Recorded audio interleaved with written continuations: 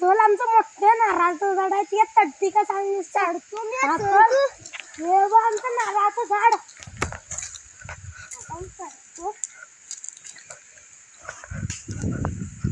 चार पाच काढून काय माणूस सोडलाय मोठे मोठे चार पाच काढ